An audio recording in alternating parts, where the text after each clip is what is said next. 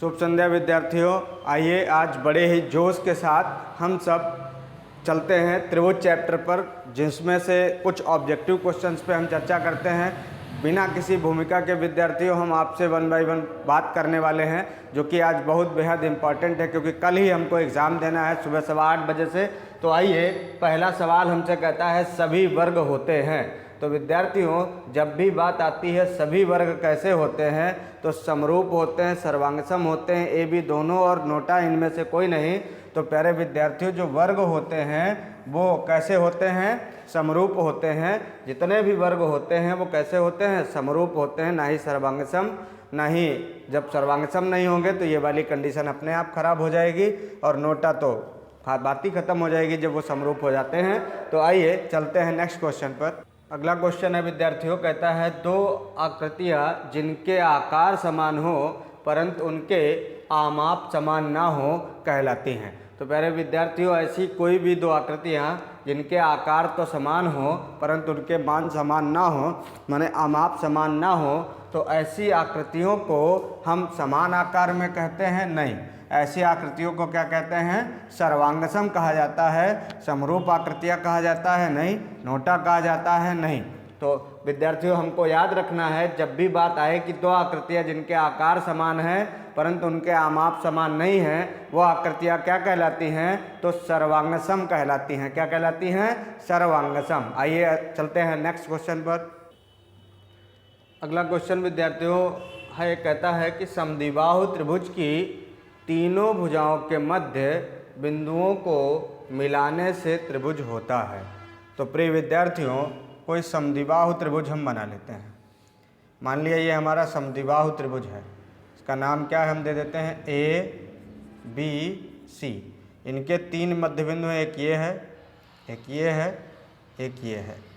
अगर इन तीनों मध्य बिंदुओं को मिला दिया जाए तो मध्य बिंदुओं को मिलाने से बनने वाला जो त्रिभुज है विद्यार्थियों, वो कैसा होगा? तो आपसे पूछता है समबाहु, ठीक है ना। समबाहु का मतलब जिसकी तीनों भुजाएं बराबर हों, ऐसा नहीं है। मुझे ये भुजा बराबर ये भुजा दिख रही, कैसे वो भी देख लेंगे। समकोण तो किसी भी एंगल से नहीं बनने वाला, और विषम बाहु की बात आती है तो विषम बाहु भी नहीं हो सकता। आती है समद्विबाहु की, तो बिल्कुल विद्यार्थियों समद्विबाहु होगा। कैसे होगा इसको ज़रा पहले देखेंगे। अगर हम बात करें, नाम दे दें इसको पी क्यू आर, तो हम एक बात यहाँ से समझ पाते हैं। वो क्या समझ पाते हैं देखेंगे ज़रा। जो हमारी BC भुजा होगी, यानी BC भुजा जो होगी वो किसके बराबर होगी? वो 2PQ के बराबर होगी। किसके बराबर होगी? 2PQ के दोगुना है लगभग, है ना। और ऐसे ही चूँकि आधे में बना हुआ है, आधे में है तो उसका आधा होगा।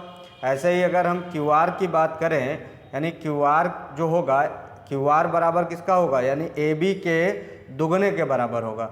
या ऐसे हम कह दें कि AB बराबर क्या होगा? AB बराबर क्या होगा? तो 2QR होगा। कितना होगा? 2QR होगा। ऐसे ही अगर हम बात करें AC बराबर, किसके बराबर? AC बराबर, तो AC बराबर क्या होगा? 2PR होगा। कितना होगा? 2PR। लेकिन प्यारे विद्यार्थियों, चूँकि समद्विबाहु त्रिभुज है, इसका मतलब हमको सवाल में पहले ही दे रखा गया है कि AB बराबर है किसके?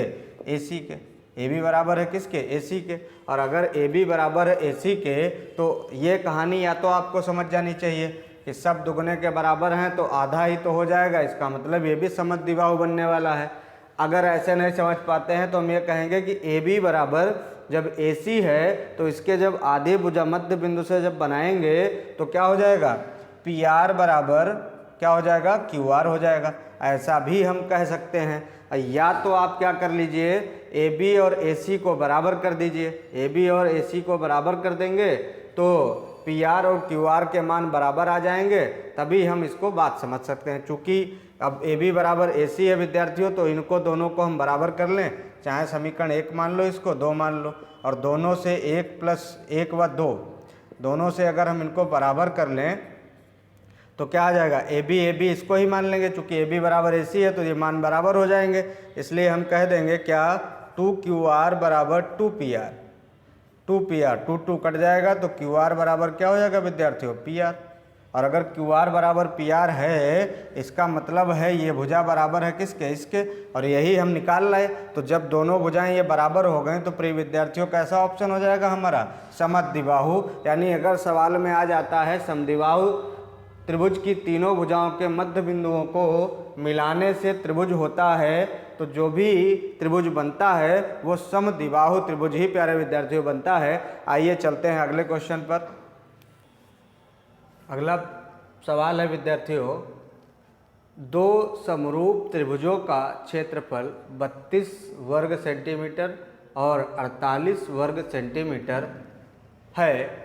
यदि पहले त्रिभुज की एक भुजा का वर्ग 24 वर्ग सेंटीमीटर हो तो दूसरे त्रिभुज की संगत भुजा का वर्ग क्या होगा। ऑप्शन है विद्यार्थियों 16 centimetre square, 30 centimetre square, 36 centimetre square और 72 सेंटीमीटर स्क्वायर। तो आपको पता होगा, आपने फार्मूला पढ़ रखा है क्या, कि पहले त्रिभुज का क्षेत्रफल बटे दूसरे त्रिभुज का क्षेत्रफल बराबर पहली भुजा का वर्ग बटे दूसरी भुजा का वर्ग। प्रिय विद्यार्थियों, जो भी मान हमको दिए गए हैं इसी फार्मूले में पुट करेंगे और हमको इन चार में से जो भी नहीं दिया होगा हम निकाल सकते हैं। यहाँ पर हमको दोनों त्रिभुजों के क्षेत्रफल दिए गए हैं, एक भुजा दी गई, दूसरी निकालनी है। इसके अतिरिक्त अगर हमें दोनों भुजाएं दी हों, एक क्षेत्रफल दिया हो तो दूसरा क्षेत्रफल निकाल सकते हैं, अनुपात भी निकाल सकते हैं। भुजाओं का वर्ग दिया हो तो क्षेत्रफलों का वर्ग का अनुपात निकाल सकते हैं, क्षेत्रफलों का अनुपात दिया हो तो भुजाओं का अनुपात निकाल सकते हैं। तो कुल मिलाकर के इस तरीके से हम काम कर सकते हैं। फिलहाल हमारे पास जो इस सवाल में है, तो पहले त्रिभुज का जो क्षेत्रफल है विद्यार्थियों वो कितना है, वो है 32 सेंटीमीटर स्क्वायर और बटे दूसरे का कितना है 48 सेंटीमीटर स्क्वायर बराबर। अब दूसरी बात क्या आ जाती है, दूसरी बात आती है पहले यानी एक त्रिभुज की जो भुजा दी गई है वो कितने वर्ग दी गई है 24, कितना दिया गया है 24 बटे दूसरे त्रिभुज की भुजा हमको यानी निकालनी है, दूसरी भुजा का वर्ग निकालना है, दूसरी भुजा का वर्ग हमको निकालना है।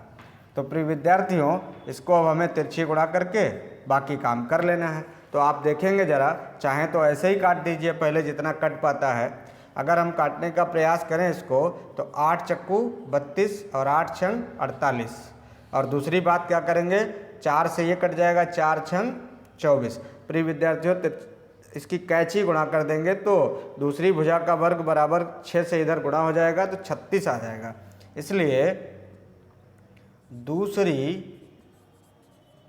भुजा का वर्ग बराबर 6 और 6 दोनों की बात करेंगे विद्यार्थियों, 6 गुणा 6 माने 6 36 सेंटीमीटर स्क्वायर। क्या आंसर आने वाला है विद्यार्थियों 36 centimetre square. Option C is the right answer. A भी नहीं होगा, बी नहीं होगा, डी भी नहीं होगा। तो इस तरीके से हम इस टाइप के सभी सवालों का आंसर ज्ञात कर सकते हैं। आइए चलते हैं अगले क्वेश्चन पर। अगला क्वेश्चन है विद्यार्थियों, दो समरूप त्रिभुजों के परिमाप क्रमशः 30 सेंटीमीटर और 20 सेंटीमीटर हैं। यदि पहले त्रिभुज के एक शीर्ष की ऊंचाई की माप 12 सेंटीमीटर हो तो दूसरे त्रिभुज की संगत ऊंचाई की माप है, ये हमको बताना है। तो प्रिय विद्यार्थियों, जब भी आपको सवाल दो समरूप त्रिभुजों की बात के लिए कहता है तो मान लिया हमारे दो समरूप त्रिभुज कैसे हैं, ये हैं। एक मान लिया ये कैसा है, ABC है, और इसकी जो ऊंचाई है ये मान लिया हमने कितनी है, D है। यानी बीच में ऊंचाई इसकी कितनी मान ली हमने, D। यानी विकर्ण डाल दिया इसमें, इसका मध्य बिंदु को, इसके आधार को मध्य बिंदु पर मिला दिया। ऐसा ही एक त्रिभुज और बना लिया हमने, और उसका नाम हमने दे दिया PQR, और इसको भी यहाँ से QR पर लंब डाल दिया और इसका नाम क्या कर दिया, या बिंदु यानी P से हमने QR पर एक भुजा मिला दी, यानी मध्य बिंदु इसका ले लिया। इसको क्या कर लेते हैं, PQRS, इसका नाम क्या ले लिया, PQRS। अब आपको पता है कि परिमाप जो होते हैं, अगर दो समरूप त्रिभुज हैं तो उनके संगत भुजाओं का जो अनुपात होता है वो बराबर होता है। कहने का आशय क्या, यानी अगर हम AB लें तो AB बटे क्या हो जाएगा, PQ बराबर BC बटे QR बराबर AC बटे PR, यानी तीनों संगत भुजाओं का अनुपात जो होगा वो बराबर होगा। और हम ये कह दें कि संगत अनुपात जो बराबर होगा तो इनका परिमाप दिया है, तो जब परिमाप दिया है कितना दिया है, तो जब संगत भुजाओं का अनुपात बराबर हो, यानी अनुपात बराबर होगा तो उनका परिमाप भी कैसा होगा, अनुपातिक होगा। इसलिए परिमाप बराबर अगर बात करेंगे तो AB plus BC plus AC बटे विद्यार्थियों क्या आ जाएगा, PQ प्लस QR और प्लस PR, यानी ये AB BC और AC का मान हमें क्या दिया है, मान लिया कितना 30, जो हमें पहले त्रिभुज का दिया है, और दूसरे का कितना ऐसे ही दिया है 20। जीरो कट जाएगा तो ये 3/2 आ जाएगा, यानी दोनों त्रिभुजों का जो परिमाप का अनुपात दिया है, यानी परिमाप दिए हैं उनका अनुपात जो आया वो 3/2 आ गया। अब हमसे कह रहा है कि पहले त्रिभुज के एक शीर्ष की ऊंचाई 12 सेंटीमीटर है, मान लिया इसकी ऊंचाई कितनी है, 12 सेंटीमीटर है विद्यार्थियों, तो इसकी ऊंचाई हमको ज्ञात करनी है। इसकी ऊंचाई क्या करनी है, हमको ज्ञात करनी है। तो किसी भी एक संगत भुजा के अनुपात के बराबर हम इसकी ऊंचाई का अनुपात ले लेंगे। मान लिया हम ले लेते हैं AB बटे PQ बराबर AD बटे कितना PS, और ये मान हमें पता है AB बटे PQ, BC बटे Q और AC बटे PR, इन सब का मान क्या है, 3/2 है, यानी इसको लिख देंगे 3/2। और AD का मान विद्यार्थियों क्या दिया है, 12, और PS को हमने क्या मान लिया है, H मान लिया है, क्योंकि हमें H ही निकालना है इसका। या चाहे तो आप PS भी लिखा रहने दे सकते हैं, तो जैसा भी आपका मन हो। फिलहाल 3 चक्कू 12 और कैंची गुणा कर देंगे तो H इधर आ जाएगा विद्यार्थियों, और 2 गुणे में आ जाएगा तो 4 दूनी 8 सेंटीमीटर, यानी जो दूसरा समरूप त्रिभुज होगा उसकी अगर हम दूसरे त्रिभुज की संगत ऊंचाई की माप की बात करेंगे विद्यार्थियों, तो वो आने वाला है 8 centimetre. Option number A, option number A is the right answer. आइए चलते हैं अगले क्वेश्चन पर। अगला क्वेश्चन है विद्यार्थियों, यदि एक रेखा किसी त्रिभुज की दो भुजाओं को एक ही अनुपात में विभाजित करे तो वह तीसरी भुजा के होती है।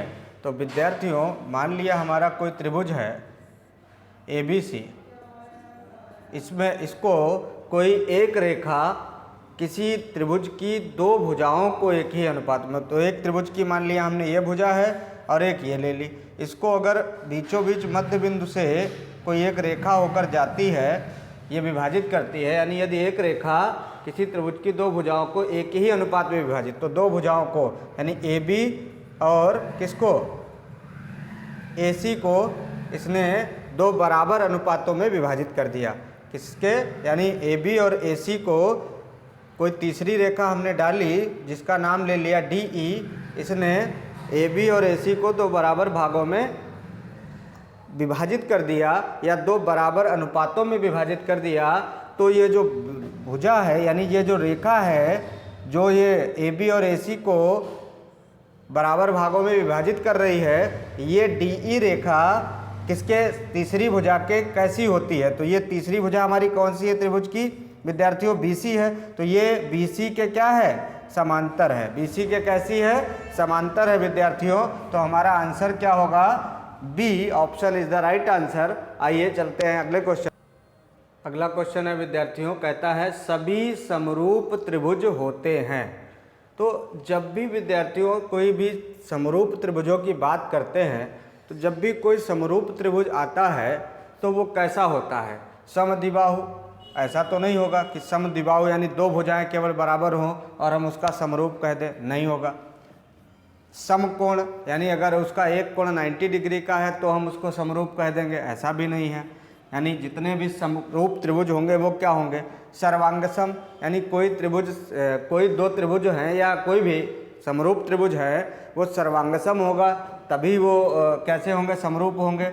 ऐसा भी नहीं है, क्योंकि सभी समरूप त्रिभुजों की एक प्रॉपर कंडीशन है विद्यार्थियों, वो ये है कि वो कैसे होते हैं, समबाहु होते हैं। यानी समबाहु का मतलब क्या है, भुजाओं में समान होते हैं, तभी हम उनको क्या कहते हैं, समरूप त्रिभुज कहते हैं। और यदि भुजाओं में समान है त्रिभुज तो वो क्या कहलाएगा, समबाहु त्रिभुज ही कहला। यानी समबाहु त्रिभुज जो होते हैं उनकी प्रॉपर्टी के अनुसार हम कहते हैं कि सभी समरूप त्रिभुज कैसे होते हैं, समबाहु होते हैं। कैसे होते हैं विद्यार्थियों, समबाहु। Option number D. आइए चलते हैं अगले क्वेश्चन पर।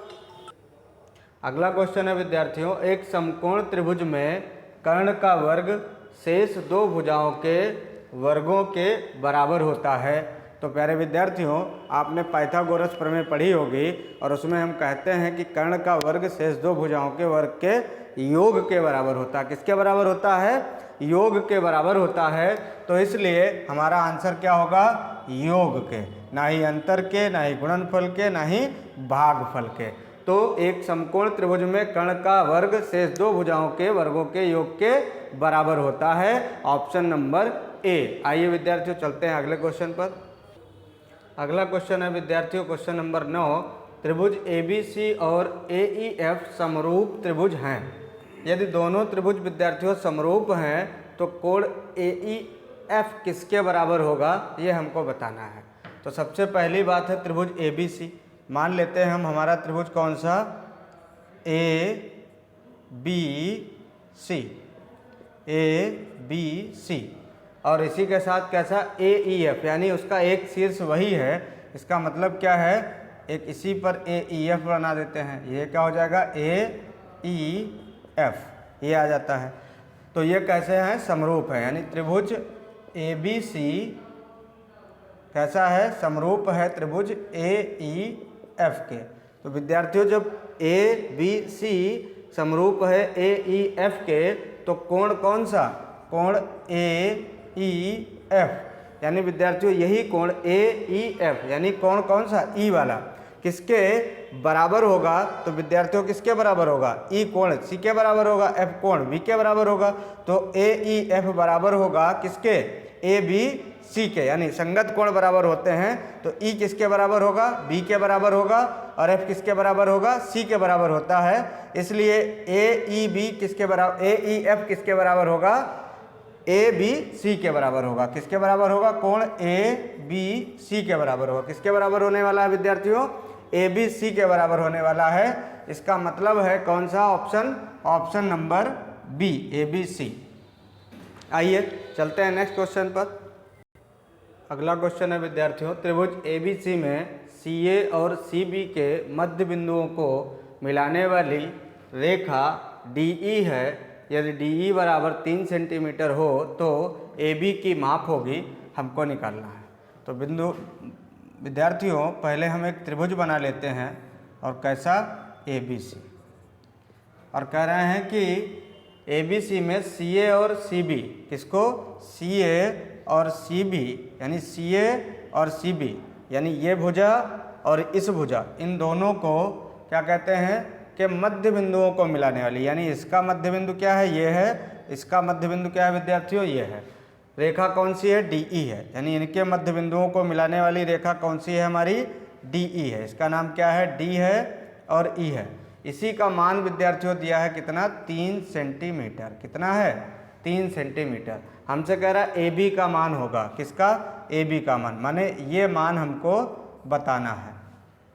तो अभी आपने पीछे सवाल में पढ़ा था कि जब किन्हीं दो भुजाओं के मध्य बिंदु को मिलाने वाली रेखा दी होती है, और अगर किन्हीं त्रिभुज के किन्हीं दो भुजाओं को उनके मध्य बिंदु पर कोई भुजा काटती है, तो उसके जो सामने वाली भुजा होती है वो उसके क्या होती है, समांतर होती है, लेकिन किसके, दुगने के बराबर होती है। तो इसलिए हम इसका अगर मान लिखना चाहें, यानी AB बराबर क्या लिखेंगे, 2 इंटू किसके बराबर होगी, DE के बराबर होगी।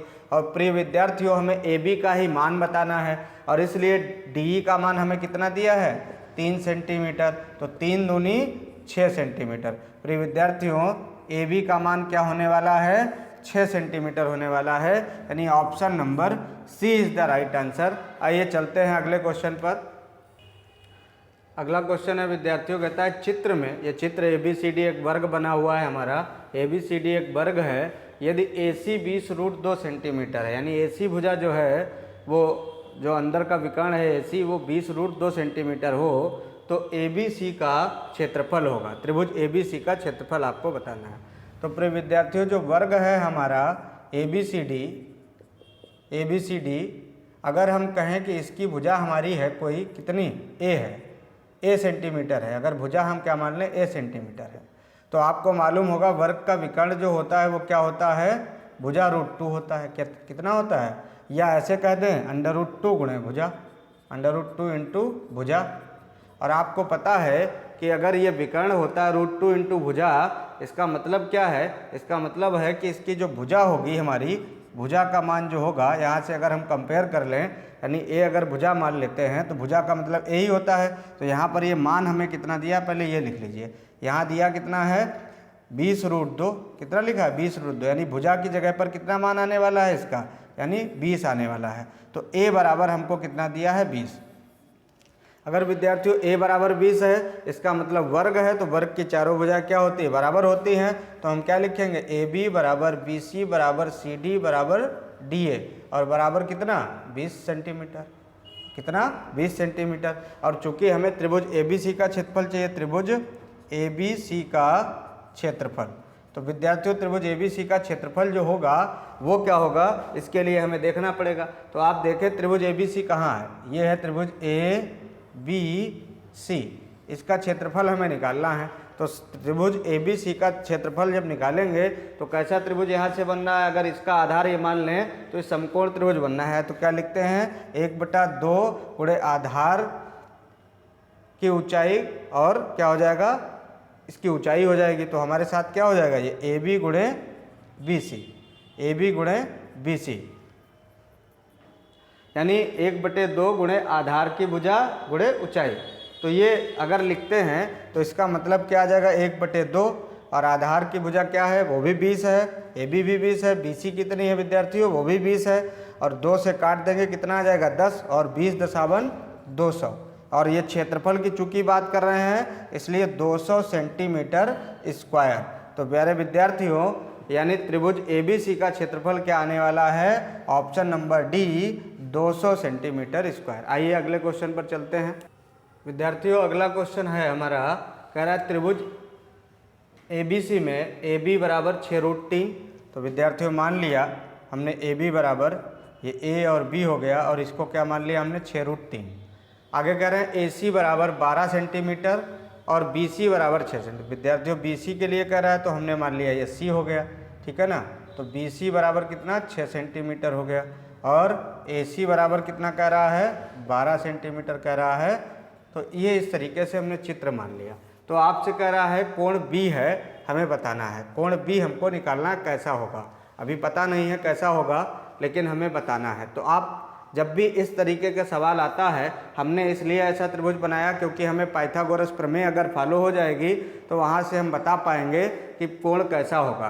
अगर कर्ण का वर्ग उसकी अन्य दो भुजाओं यानी लंब और आधार के वर्ग के योग के बराबर आता है, तो निश्चित रूप से कोण बी जो होगा हमारा, यानी उस त्रिभुज का एक कोण जो होता है वो समकोण होता है। यहाँ पर हम वही कोण इसको मानने वाले हैं। तो आपने पढ़ा होगा, इसमें क्या कहेंगे, यानी हम सीधे लिख लेंगे किसके वर्ग के बराबर, यानी हम ये लिखेंगे कि ए बी का वर्ग प्लस बी सी का वर्ग। जरा निकालते हैं। ए बी का वर्ग माने 6√3 का वर्ग प्लस बी सी का वर्ग माने 6 का वर्ग। 6√3 का वर्ग करेंगे विद्यार्थियों तो 6×6 36, √3 का करेंगे तो 3 प्लस 6×6 36, 36 तियाँ 108 और प्लस 36, तो टोटल 108 और 36 कितना हो जाएगा विद्यार्थियों? 144। और ये किसके वर्ग के बराबर है प्यारे विद्यार्थियों? ये किसके बराबर है? ये ए सी के वर्ग के बराबर है। किसके वर्ग के बराबर है? ए सी के। यानी किसी भी त्रिभुज का कर्ण का वर्ग कि उसके लंब और आधार के वर्ग के योग के यदि बराबर आता है तो उसका कोण जो होता है एक कैसा होता है, समकोण, यानी इसका कोण भी जो होगा वो कैसा होगा, समकोण होगा, माने 90 डिग्री का होगा। इसलिए हम कह सकते हैं कि कोण भी कैसा होगा, 90 डिग्री का होगा, क्योंकि पाइथागोरस प्रमेय हमारी फॉलो हो रही है। इसलिए इसका विद्यार्थियों ऑप्शन नंबर होगा सी। प्रिय विद्यार्थियों, इस वीडियो को यदि आप अंत तक देखते हैं तो निश्चित रूप से मैं आज दावे के साथ कह सकता हूं कि 2 से 3 नंबर आप कल निश्चित रूप से पाने वाले हैं। और यदि आपको यह वीडियो पसंद आया है तो वीडियो को लाइक करें और शेयर करें और हमारे चैनल को सब्सक्राइब करें। और अगर आपको इस तरीके से और भी सारी वीडियोस चाहिए तो कमेंट बॉक्स में मेंशन करना ना भूलें। नमस्कार।